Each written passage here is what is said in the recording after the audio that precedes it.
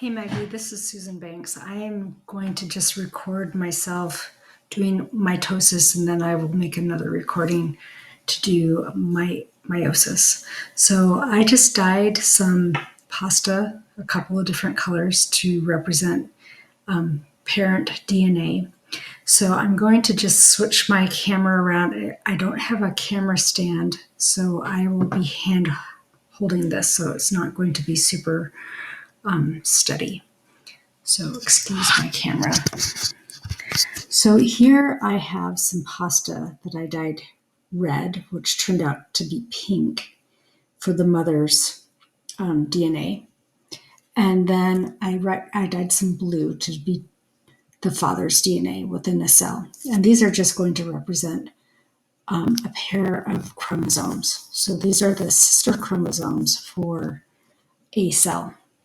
So in interphase, we would have the DNA being replicated. So both of these coils would be unwound and replicated.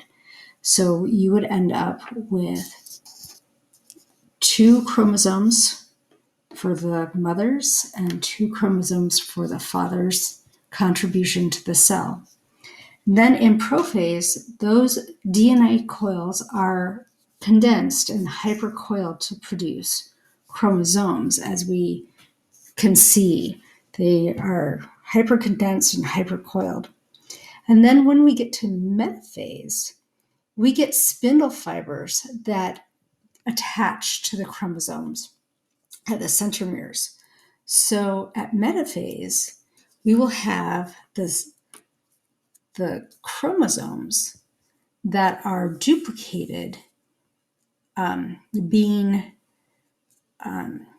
attached at the centromeres to kinetochores by fibers, by spindle fibers, and they will line up along the metaphase plate. Okay, and then once we get this, actually they should all be together like this. So we'll just have 2 DNA strands on each. So I guess we'll do 2 different chromosomes here. So these would be 2 different chromosomes that have been duplicated lining up on or 2 different sister chromosomes that would be lining up. And once we get those spindle fibers attached to the centromeres of each chromosome, and each chromosome is paired up with its sister chromatid, those spindle fibers in anaphase start to get shorter, and they start to drag the chromosomes to the opposite sides, closer to, oh my gosh, this keeps closer to the kinetochores. And once those chromosomes are on the opposite sides, so they would be at the kinetochores of the opposite sides of the cells, then what we have in telophase, we have the chromosomes separated, and we have new nuclear membranes that start to be formed around these cells, or around the chromosomes, to create new nuclei. So we have 2 daughter nuclei being made in the telophase. And then in the cytokinesis, then along the old metaphase plate, we have the cell wall, or the cellular membrane, being pinched off and creating 2 new daughter cells.